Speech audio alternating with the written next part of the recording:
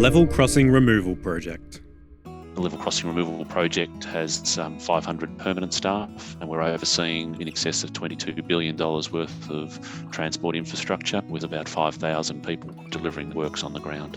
We knew that building in operating rail environments, the dangers were going to be very high. So we saw that we had to do something different. We had to develop a culture-based program that was going to drive behaviours and real change in the industry. LeadSafe is our safety and wellbeing culture program. This is something that was developed by our people and has been supported by our senior leadership team. It promotes the safety, and not just physical safety as well. It also promotes the well-being of our people. And I think this is why it resonates with our people, is because it's something that you can actually take away from work and use at home. We set about involving as many people as we could in the organisation. I think we got nearly 80% of the organisation at the time being engaged in the development of it. The staff developed what we now call our 5 LeadSafe behaviours. We've got choose the safe action, know and look out for each other, take time for self and others, speak up, ask the question and listen, and think and act differently. It's just part of what we do. It's part of our DNA. We've got LeadSafe champions as well that are embedded within teams. Well, LeadSafe champions have been taken from right across the organisation. It's all about giving our ideas, and our wellbeing team totally support it.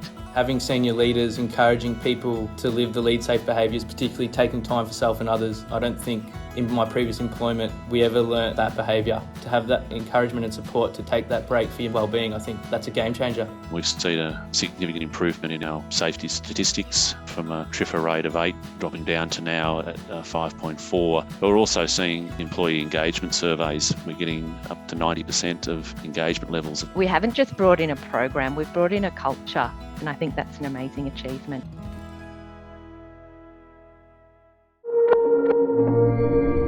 MECCA, Emily Blaisley. My name is Emily Blaisley. I'm the People and Education Manager for Supply Chain at MECCA Brands. I first joined MECCA in January 2019. The distribution site was having a high number of workers' compensation claims. The type of injuries that the team members were having were body stress related injuries. So I decided to come up with a concept of an incident prevention program. The initiative that I created was called the Focus of the Quarter.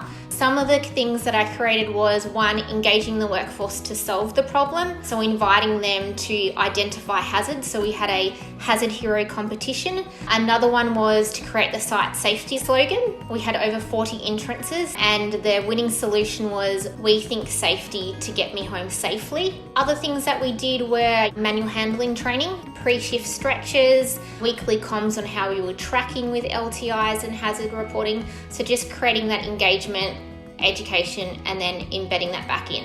The team members are feeling much more comfortable raising hazard reports and reporting incidents. We have seen more hazard forms coming through, but we're also seeing a reduction in incidents, which is a great result. I think Emily's gone above and beyond to ensure that all those safety behaviours are embedded in that management level, and not just physical safety, but psychological safety as well as mental health and well-being. Team member buy-in is absolutely integral. We're not the champions on the floor. They know their role better than anyone else. So if they're part of the solution, that's how you really create change.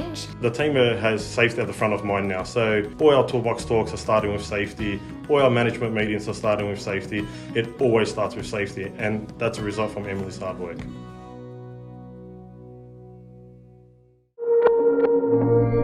URBNSURF, Ashley Presser.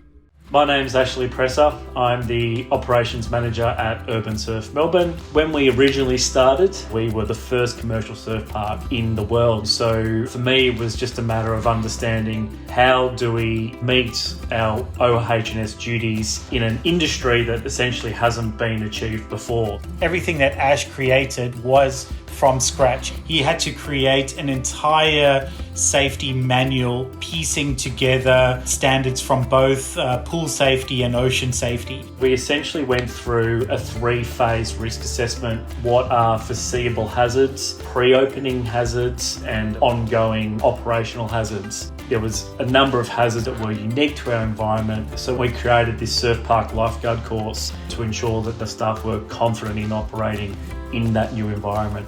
For me, what I'm proud of is that some of our hazard reduction rates are over 55%, but also our rate of injuries sits at around 0.03%. Every single potential risk you can think of within the business he's got a procedure there for how to address it, or he's got team members specifically trained in it. Yeah, he's unreal. The facility is as safe as it can be, thanks to Ash and all the hard work he's done preemptively keeping us safe, and the day-to-day work he does with the entire team.